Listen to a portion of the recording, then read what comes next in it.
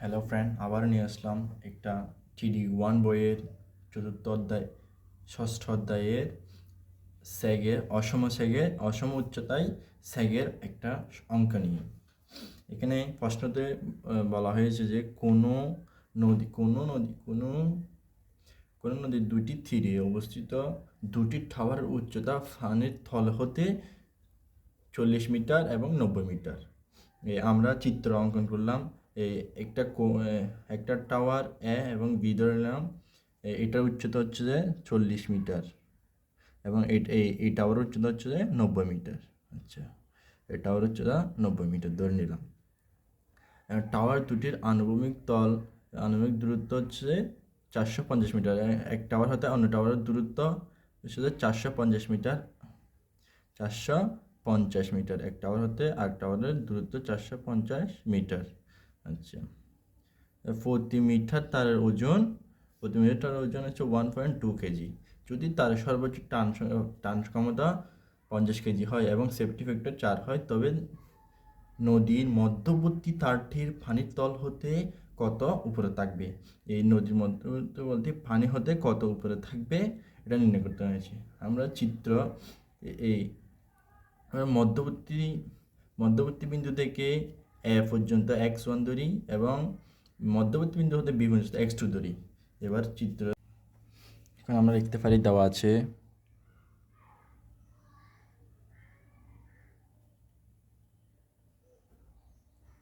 আছে টাওয়ার দুটি, tower A equal to 40 metre, B equal to 90 metre.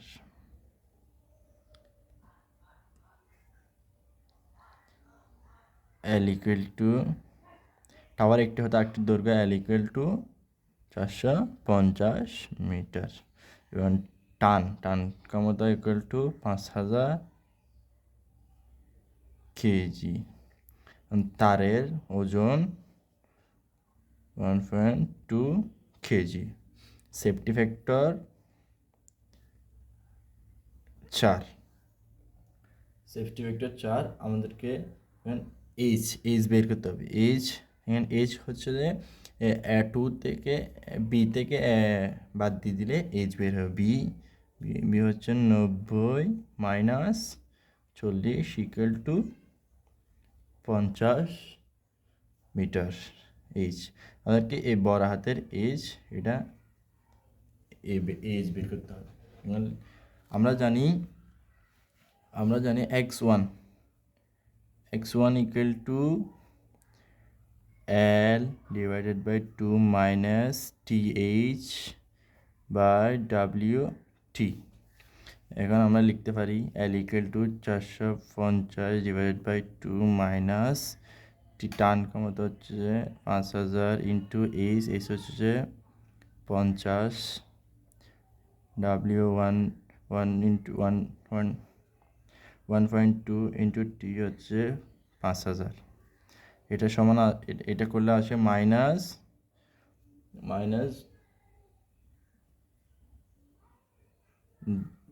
2397.97 metre. এখন x2 বের করতে হবে। x2 ইকুয়াল টু একই সূত্র লিখে যায়। একই সূত্র শুধু মাইনাস x1 মাইনাস হবে, x2 প্লাস হবে। সূত্র লিখতেছি। 450 divided by 2 plus 5000 into 250 is equal to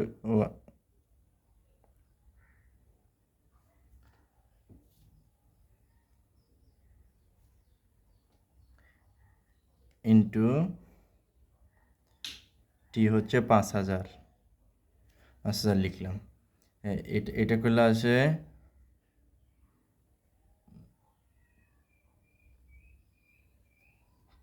687.96 metre. এবার বের করতে হবে এক্স মিট ইকুয়াল টু হচ্ছে x2 minus x1 divided by 2। লিখে যায় x2 হচ্ছে 600 687.96 এ মাইনাস আর এ মাইনাস x1 এর মাইনাস প্লাস হয়ে যাবে প্লাস 237.96 ডিভাইডেড বাই 2 এটা করলে আসে যে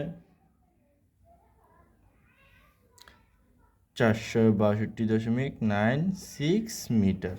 আচ্ছা এখন S1 sec1 বের করতে sec1 সূত্র হচ্ছে যে W x1 square divided by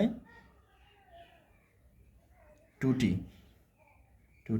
W equal to 1/2 into x1 এর মান হচ্ছে যে এই x1 equal to minus 237.96 whole square into 2 into T হচ্ছে 5000।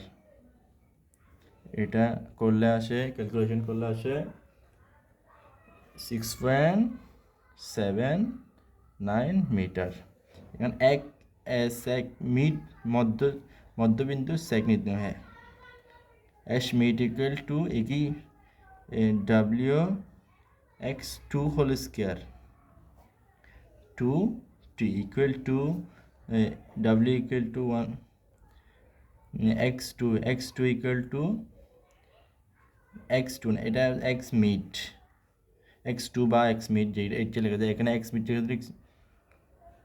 এখানে s মিড যেগুলো বের করবো এখানে s মিড লিখতে হবে।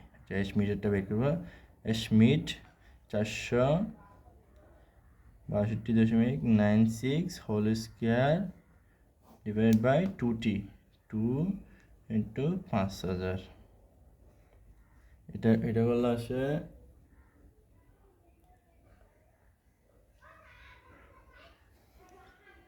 25.71 মিটার। এরপরে আমরা জানি AC equal to P1 minus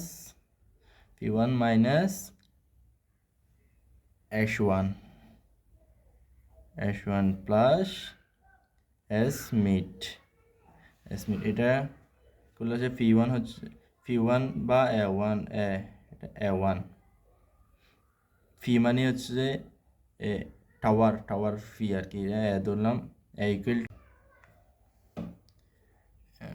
A1 equal to 40 minus S1 equal to 6.79 plus S mid equal two 25.71 লিখলে এটা ক্যালকুলেশন করলে 58.9 মিটার এটাই আনসার প্রমাণিত।